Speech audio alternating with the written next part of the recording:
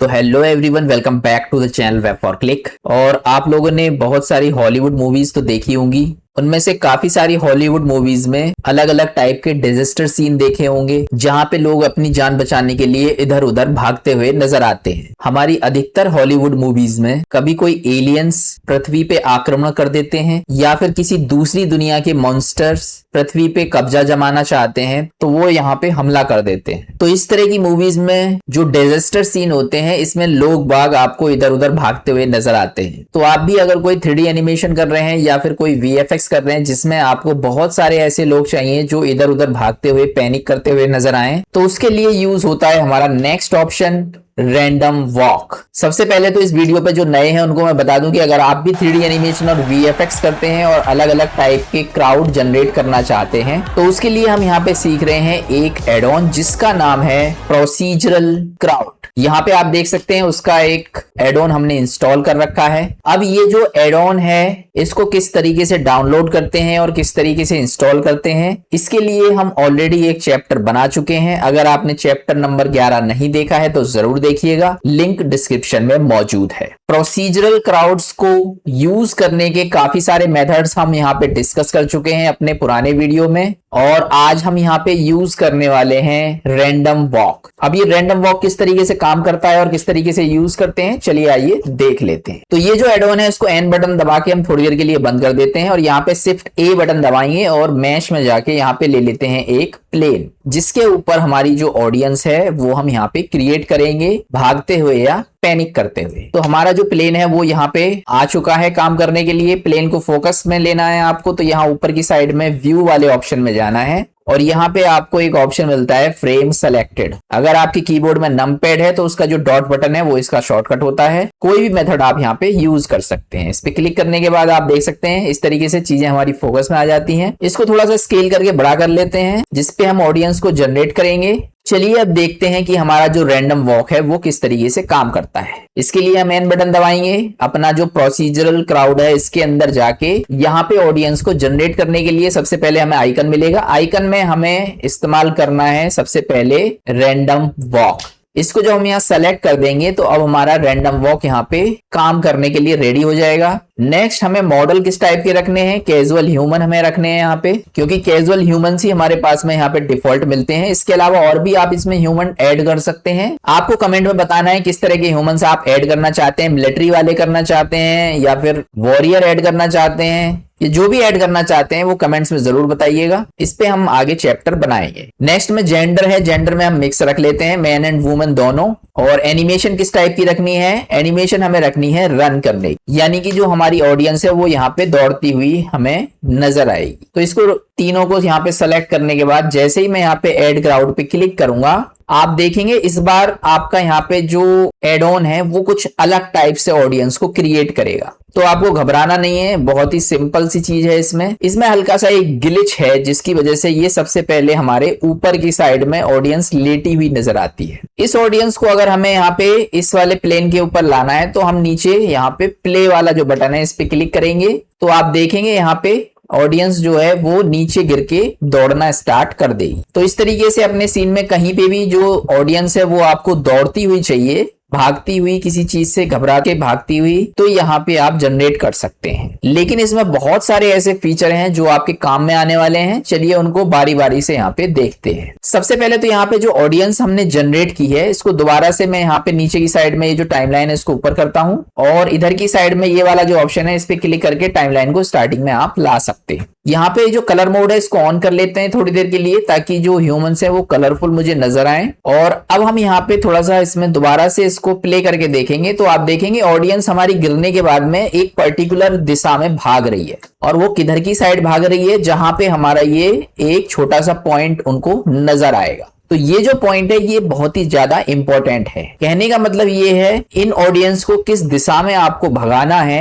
ये डिसाइड करता है इसमें ये जो छोटा सा पॉइंट है ये वाला। वास्तव में ये हमारा एम्प्टी होता है और एम्प्टी जो है उसको यूज करके इसकी डायरेक्शन तय की जाती है। यहाँ पे आप अपना खुद का कोई भी ऑब्जेक्ट रख सकते हैं, जैसे कि मान लीजिए कोई शिप है, शिप की तरफ इनको भगाना है जान बचाने के लिए, या कोई हेलीकॉप्टर है उसकी तरफ भगाना है जान बचाने के लिए, तो आप यहाँ पे इसमें कोई मॉडल भी बना के उसमें डायरेक्शन को सेट कर सकते हैं। अब सवाल ये उठता है कि किस तरीके से इसमें डायरेक्शन सेट की जाती है। चलिए आइए देख लेते हैं। सबसे पहले तो ये जो ऑडियंस है इसको भागने का जो टाइम है वो बहुत कम मिल रहा है, तो इसलिए थोड़ा सा एनिमेशन को बढ़ा लेते हैं। एनिमेशन का जो फ्रेम है वो बढ़ाने के लिए सबसे नीचे की तरफ ऊपर हमें एंड फ्रेम जो है वो 250 है, अभी इसको हम यहाँ पे 1000 कर लेते हैं ताकि हमारा लंबे समय तक जो है एनिमेशन इसमें चलता रहे। अब आप देख सकते हैं हमारा जो टाइमलाइन है वो 1000 तक यहाँ पे आ चुका है। अब चलिए मैं इसको यहाँ पे थोड़ा सा आपको बता देता हूं कि ये जो है इसको किस तरीके से यहाँ पे सेट करते हैं। तो ये जो ऑडियंस है इसको अगर मैं प्ले करके आपको नीचे की तरफ यहाँ पे रखूंगा, उसके बाद इसको मैं स्टॉप कर देता हूं और इसको सेलेक्ट करने के बाद ही आपके यहाँ पे ये ऑप्शन इसमें बाकी के हाईलाइट होते हैं। ऊपर वाले जो है ये मैं आपको बता चुका हूं, इनको दोबारा आप यहाँ पे चेंज नहीं कर सकते हैं। इनकी सेटिंग्स होने के बाद नीचे जो क्राउड सेटिंग्स है इसमें सारे ऑप्शन हाईलाइट हो जाते हैं। तो ये जो स्टार्टिंग के ऑप्शन है ये बहुत ही सिंपल से हैं, ज्यादा डिटेल हम यहाँ पे नहीं देखेंगे। फिर भी मैं आपको बता देता हूँ पीपल काउंट, इसमें कितने लोग आपको रखने हैं। अगर आपको ज्यादा लोग रखने हैं तो और इसको बढ़ा सकते हैं 300, 400, 500। अगर मान लीजिए मुझे कम रखने हैं, मैं इसमें 100 कर दूंगा तो इसमें जो लोग हैं वो यहाँ पे 100 हो जाएंगे। आप देख सकते हैं बहुत कम हो गए।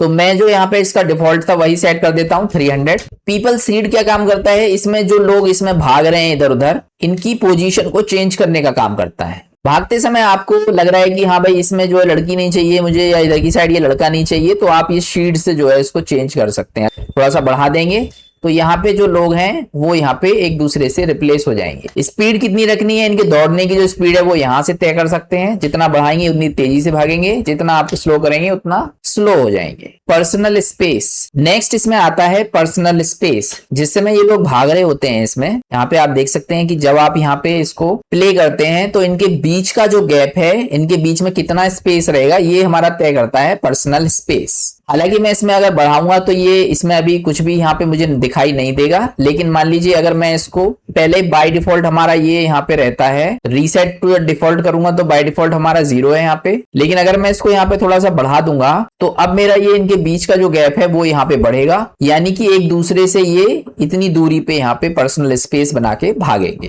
तो इस तरीके से इनके बीच का जो गैप है अगर आपको बढ़ाना है तो पर्सनल स्पेस को आप बढ़ा सकते हैं। इसको मैं राइट क्लिक लेके रीसेट करके डिफॉल्ट कर देता हूं। अब चलिए और भी इंपॉर्टेंट चीजों पे आते हैं। सबसे पहला पॉइंट ये है कि ये जो हमारा डायरेक्शन है इसको कैसे चेंज करते हैं। तो डायरेक्शन को चेंज करने का तरीका बहुत ही सिंपल है। सबसे पहले तो यहाँ ऑडियंस को आपको सेलेक्ट करना है। इसमें जो सबसे नीचे वाला ऑप्शन आपको नजर आ रहा है गोल वाला, ये हमारा डायरेक्शन के लिए होता है। और ये वाला जो हमारा ऑब्जेक्ट है इसका नाम है गोल। यहाँ पे अगर मैं सेलेक्ट करके आपको दिखाऊंगा आउटलाइनर में तो आप देख सकते हैं इसका जो नाम है वो मेरा गोल है। तो ऑडियंस को सेलेक्ट करने के बाद में हमने यहाँ पे गोल को सेलेक्ट किया हुआ है, इस वजह से ऑडियंस इसकी तरफ यहाँ पे भाग रही है। अगर आप यहाँ पे कोई और ऑब्जेक्ट रखना चाहते हैं तो आप यहाँ पे कोई दूसरा ऑब्जेक्ट सेट कर सकते हैं। तो इसको सिंपली आपको यहाँ पे डिलीट वाला बटन जो है वो दबा देना है, तो ये यहाँ से डिलीट हो जाएगा। और यहाँ पे भी आपको डिलीट का बटन दबाना है, तब यहाँ से ये हटेगा। अब आप देख सकते हैं ड्रॉपर मेरा खाली हो गया है यहाँ पे। तो इसमें आप कोई भी दूसरा ऑब्जेक्ट ले सकते हैं। मान लीजिए मैंने शिफ्ट ए बटन दबाया और मैं यहाँ पे आइकोस्फेयर को जो है यहाँ पे ले लूंगा। डॉट बटन से इसको फोकस में लेके थोड़ा सा ऊपर करके यहाँ पे इसको स्केल कर देता हूं ताकि आपको चीजें थोड़ा सा दिखाई दें, और इसको यहाँ पे इधर की साइड में रख दूंगा। तो ये हमारा एक ऑब्जेक्ट हो गया। इसकी जगह पे आप कुछ भी रख सकते हैं जो आपका मन करता है। अब मैं यहाँ पे अगर इसकी डायरेक्शन को सेट करना चाहता हूं तो वहां पे मुझे इसका जो नाम है ड्रॉपर से सेलेक्ट कर देना है। तो ऑडियंस को सेलेक्ट करने के बाद ही ऑप्शन आता है, और यहाँ पे ये जो ड्रॉपर है इससे आप बस इसको क्लिक करिए और ड्रॉपर से अपने ऑब्जेक्ट को सेलेक्ट कर दीजिए। जैसे ही ड्रॉपर से सेलेक्ट करेंगे इसका नाम इसमें आ जाएगा, मतलब ऑडियंस को डायरेक्शन मिल चुकी है। थोड़ा सा इसका जो कलर है वो मैं यहाँ पे चेंज कर देता हूँ ताकि आपको चीजें अच्छे से दिखाई दे। इसका जो कलर है वो मैं यहाँ पे कर देता हूँ हल्का सा रेड। अब मैं इसको प्ले करूंगा तो आप देखेंगे ये मेरा कुछ इस तरीके से गिरेंगे और इसकी तरफ यहाँ पे भागते हुए नजर आएंगे। अगर मैं आपको दिखाऊंगा कि अगर मैं इसमें थोड़ा की फ्रेम लगाना चाहता हूं, कहने का मतलब ये है पहले मेरा ये यहाँ पे रहेगा, उसके बाद मैं इसको तुरंत इधर की तरफ शिफ्ट कर दूंगा, तो फिर ये ऑडियंस भी हमारी उसी तरीके से भागना स्टार्ट कर देगी। तो चलिए इसमें मैं आपको यहाँ पे की फ्रेम भी लगा के दिखा देता हूँ किस तरीके से हमारा ये इंटरेक्शन करेंगे इसके साथ में। सबसे पहले इसको सेलेक्ट करके आई बटन दबाएंगे और एक की फ्रेम लगा देंगे। यहाँ पे आप देख सकते हैं टाइमलाइन में हमारा पहला की फ्रेम यहाँ पे जनरेट हो चुका है।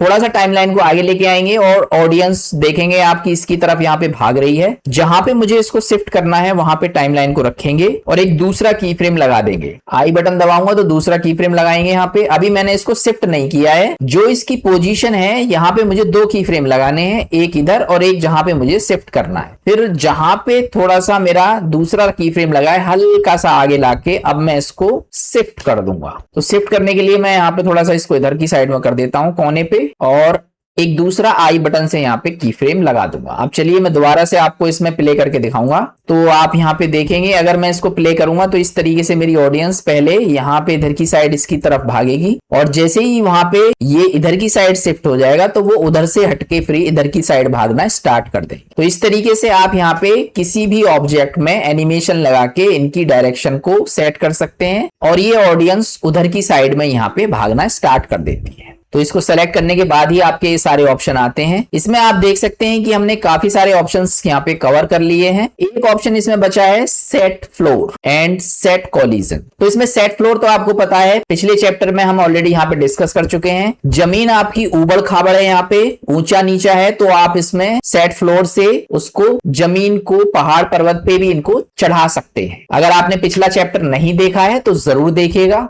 नेक्स्ट जो ऑप्शन है सेट कोलिजन, इसको हम यहाँ पे देख लेते हैं। सबसे पहले तो मैं आपको एक चीज बता दूं, अगर आपको ये जो ऑब्जेक्ट है ये नहीं दिखाना है तो यहाँ पे कोई एम्प्टी ले लेना है। अपना शिफ्ट ए बटन दबाएंगे और यहाँ एम्प्टी वाले ऑप्शन में जाना है और यहाँ पे मान लीजिए मैंने एक ले लिया स्फेयर। तो अगर आपको इसमें ऑब्जेक्ट को नहीं दिखाना है तो कोई भी एम्प्टी जो है एस बटन से स्केल करके थोड़ा बड़ा कर लेता हूं जो आपको यहाँ पे दिखाई दे। तो इस तरीके से यहाँ पे एक एम्प्टी रखेंगे, ये आपका वीडियो में नहीं आएगा। तो चलिए मैं यहाँ पे इसी एम्प्टी को इस्तेमाल करूंगा और ये जो है इसको मैं यहाँ पे डिलीट कर देता हूँ। फिलहाल वापस से अपना ये जो एम्प्टी है इसी को अब इसमें यहाँ पे सेट कर देते हैं। तो पुराना वाला जो है इसको हटा देंगे यहाँ से और ड्रॉपर से अब की बार मैं यहाँ पे सेलेक्ट करके यहाँ पे इसको इस तरीके से इस पे क्लिक करूंगा तो यहाँ पे नीचे एम्प्टी मेरा बना आ जाएगा, यानी कि इसका जो नाम है वो इसमें आ चुका है और ये डायरेक्शन इसको मिल चुकी है। दोबारा से मैं यहाँ पे इस पे क्लिक करूंगा ताकि मेरा टाइमलाइन दोबारा से स्टार्टिंग में चला जाए और चलिए मैं अब यहाँ पे कोई नई चीज आपको दिखाता हूँ। मान लीजिए मैंने यहाँ पे प्ले का बटन दबाया तो ये सारे के सारे इस एम्प्टी की तरफ भागना स्टार्ट कर देंगे। मान लीजिए डिजास्टर का टाइम है और यहाँ बीच में बहुत सारी दीवारें हो सकती हैं, सिटी में भगा रहे हैं तो बहुत सारे यहाँ पे ऑब्जेक्ट हो सकते हैं। अगर मैं यहाँ पे कोई ऑब्जेक्ट लेता हूं, मान लीजिए मैंने शिफ्ट ए बटन दबाया और यहाँ पे मैंने ले लिया एक क्यूब को मैं स्केल कर लेता हूं थोड़ा सा और इसको थोड़ा सा यहाँ पे रख लेते हैं इधर की साइड। इसका जो कलर है वो थोड़ा सा मैं चेंज कर लेता हूं ताकि आपको चीजें यहाँ पे ठीक से दिखाई दे। तो ये मान लीजिए मैंने एक क्यूब ले लिया।